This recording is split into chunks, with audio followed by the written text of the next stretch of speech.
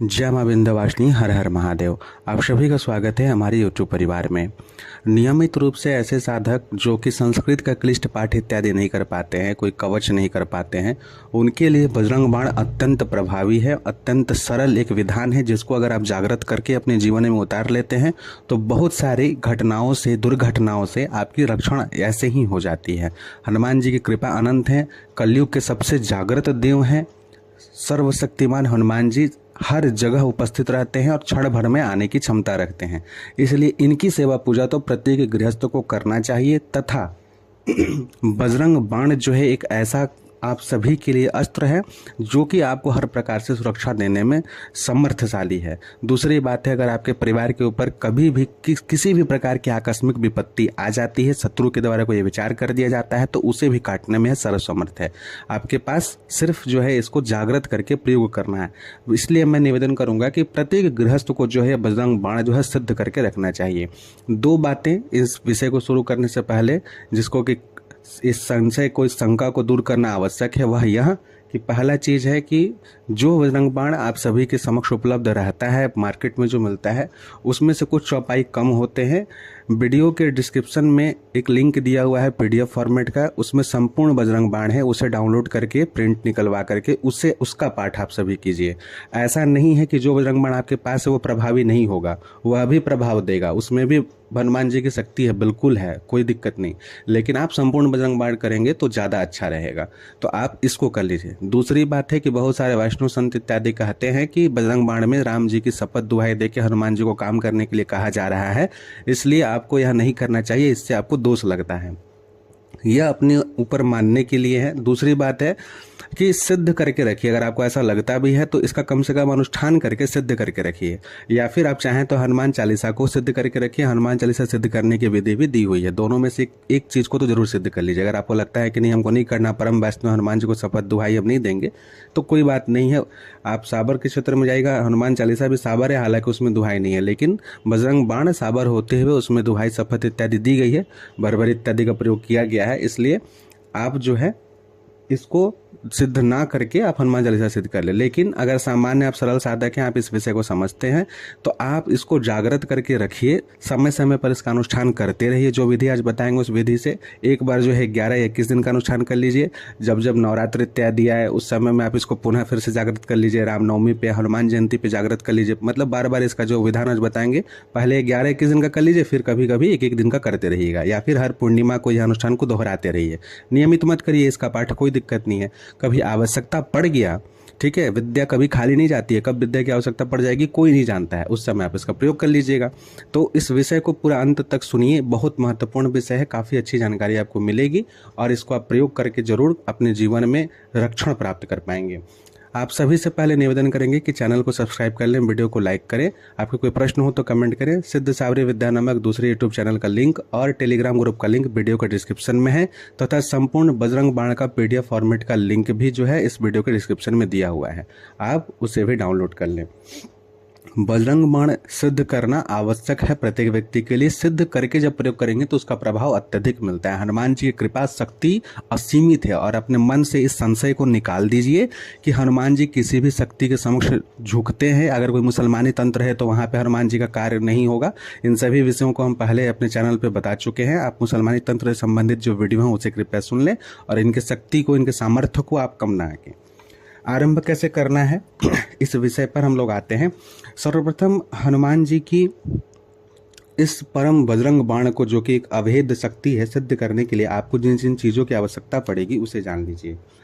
सबसे पहले तो यह आरंभ आपको मंगलवार से करना है, और मंगलवार में आपको यह बिल्कुल भी नहीं देखना है कि शुक्ल पक्ष का हो या कृष्ण पक्ष का हो, ठीक है, कुछ भी देखने की आवश्यकता नहीं है। शुभ समय में अगर आप करना चाहते हैं, देखते हैं आप अगर, तो आप ब्राह्मण से, पंडित जी से पूछ करके देख सकते हैं कि कौन सा मंगलवार सही है। नहीं तो ऐसे देखने की बिल्कुल भी आवश्यकता नहीं है, सिर्फ किसी भी मंगलवार से ही शुरू करें तो ज़्यादा बढ़िया रहेगा। चाहे तो शनिवार से भी कर सकते हैं। मंगल या शनिवार से शुरू करेंगे, 11 दिन कम से कम आप इस अनुष्ठान को करेंगे। अधिक से अधिक आप 27 दिन 108 दिन तक कर सकते हैं। जितना आपका सामर्थ्य, जितना आपका इच्छा है, जितना आप इसमें मोटिवेट होकर कर सके उतना ही यह अच्छा रहेगा। ठीक है, तो कम से कम 11 दिन का करना है आपको। सामान क्या क्या लगेगा इसमें, तो इसमें आपके पास अगर हनुमान जी की मूर्ति हो तो अति उत्तम है। राम दरबार का फोटो एक होना चाहिए, या राम दरबार की अगर श्री विग्रह ही पूरा है तो भी बहुत अच्छा है, या राम दरबार का फोटो हो, हनुमान जी का भी फोटो हो तो भी चलेगा। यह सबसे अधिक जरूरी है। इसके पश्चात आपको इसमें 5 प्रकार के अनाज का आटा चाहिए। अब यह कैसे बनेगा, तो इसमें गेहूं, चावल, मूंग, उड़द और काला तिल, इन सभी चीज़ों को समान मात्रा में ले लीजिए। ठीक है, जैसे मान लीजिए कि हमें 11 दिन का साधना करने जा रहे हैं, तो या तो आप इसको सूखा में ही पहले धो करके, काला तिल छोड़ के बाकी सारा चीज़ को जो है धो के सुखा लेना है, और उसके बाद उसको पिसवा के ला लेना है। 1-1 किलो आप पिसवा लीजिए, क्योंकि रोज़ इसका ज़रूरत पड़ेगा। ठीक है, और काला तिल जो है मिला करके तब पिसवाना है, काला तिल को नहीं धोना है, काला तिल को डायरेक्ट उसमें मिला करके पिसवा लेना है। अगर नहीं मिला करके वो पीसते हैं, बोलते हैं कि नहीं काला तिल नहीं पीसेंगे, अगर वैसा सुविधा नहीं है तो आप चाहें तो मिक्सर ग्राइंडर में ग्राइंड कर सकते हैं, नहीं तो आप काला तिल को मिला लीजिएगा। ये चारों प्रकार के जो अनाज हैं, इनका जब आटा बन जाएगा तो काला तिल को उसमें मिला लीजिएगा आप। ठीक है, उससे आपको दीपक बनाना रहेगा।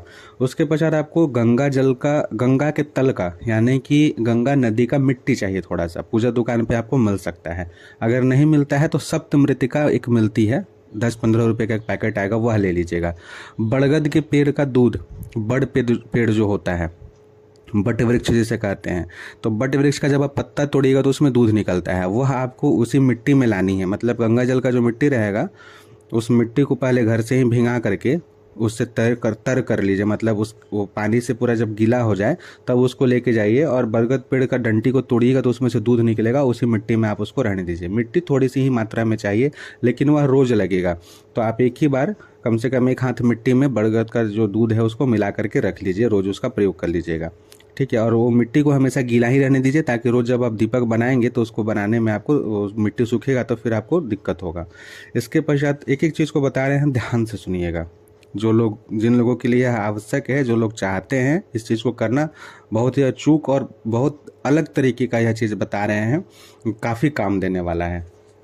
अब इसके सिवाय आपको जो सामान लगेगा वो लगेगा आपके शरीर का जितना लंबाई है। जैसे मान लेते हैं कि 6 फीट की लंबाई है आपकी, तो अपने लंबाई को देख लीजिए, उतना ही लंबा कलावा प्रतिदिन उस दीपक में डालना है। एक मुख्य दीपक ही बनाना रहेगा। ठीक है, तो कलावा उतना लंबा लेके और उसको मोड़ करके, चाहे वो जितना बार भी फोल्ड करना पड़े कोई दिक्कत नहीं है, उसको फोल्ड करके उसी का आप जो है बाती बनाएंगे।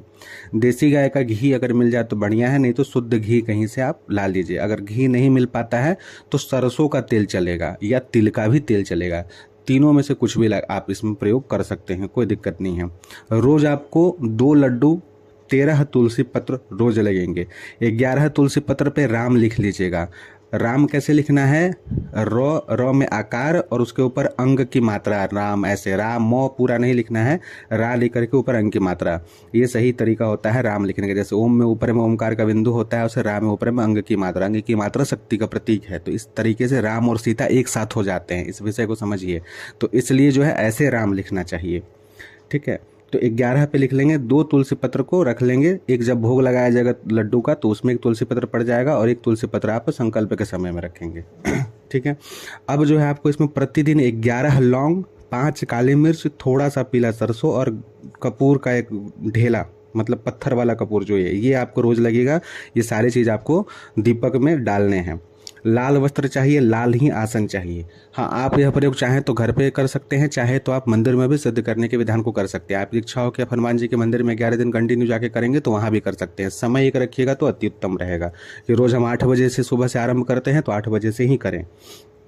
ठीक है, अब ये सारी चीज़ें हो गई। अब जो है आपको इसमें नारंगी वाला जो सिंदूर होता है, जो हनुमान जी को सिंदूर चढ़ता है, वो, चमेली का तेल, पान का पत्ता, यह भी ला लेना है। ये आपको पहला दिन ही केवल जरूरत पड़ेगा और बाकी दिन नहीं पड़ेगा।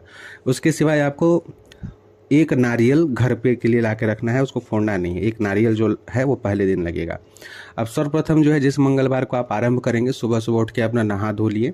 उसके पश्चात घर में जो नियमित पूजन आप करते हो, पहले से जो करते आ रहे हो, अगर करते हैं, वो पूजन आप कर लीजिए घर का, या फिर आप दीप इत्यादि घर पे प्रज्वलित कर लीजिए, रोज का जो भी लगता है आपका घर में। उसके पश्चात आप पहला दिन जो है हनुमान जी के मंदिर में जाइए, कम से कम 5 लड्डू तुलसी पत्र के साथ में और एक नारियल हनुमान जी को चढ़ाना है, संकल्प लेकर के कि हम बजरंग बाण को सिद्ध करने जा रहे हैं, कृपया करके आप आशीर्वाद प्रदान करें। और जब कभी भी हम बजरंग बाण का प्रयोग जिस उद्देश्य से संकल्प लेकर करें, हमारे वह उद्देश्य सफल हो, ऐसा आशीर्वाद हमें प्रदान करें। यह बोल करके आपको वहाँ पर नारियल को चढ़ा देना है, सारा फूल इत्यादि जो भी ले जा रहेंगे वो सब चढ़ा देना है। इसके सिवाय आपको जो पीपल का पेड़ होता है उसका पत्ता आप 21 लेकर के जाइएगा, कम से कम 11, अधिक से अधिक 21। और सभी पे आपको चमेली तेल और जो सिंदूर है उन दोनों को मिला करके राम जिस तरीके से बताएं उसी तरीके से हर पत्ते पे लिखना है, एक माला बनाना है और वो माला हनुमान जी को पहना देना है। जो हनुमान जी की मूर्ति पीपल वृक्ष के नीचे रहती है उन समय में, और जिसमें यह मंदिर के द्वारा आदेश दिया गया रहता है कि हाँ आप स्वयं पूजा पाठ कर सकते हैं, वहाँ आप इसको कर लीजिए, नहीं तो पुजारी जी को भी आप दे दीजिएगा तो वो कर देंगे, कोई दिक्कत नहीं। जहाँ भी पुजारी जी ही करते हैं, हनुमान जी का विग्रह स्पर्श करना मना है, तो आप पुजारी जी से करवा लीजिए। पहला दिन यह पूजा आपको जरूर ही करना है। अगर आप माला न भी चढ़ा पाएँ तो कम से कम एक पत्ता जो है पीपल का उस पर राम लिख के कम से कम इतना जरूर कर लीजिएगा। जितना आप कीजिएगा उतना अधिक अच्छा है। अगर पीपल का पत्ता नहीं ले जाकर ऐसा कर पाते हैं तो कम से कम 5 तुलसी पत्र पे ही राम जरूर लिख करके समझ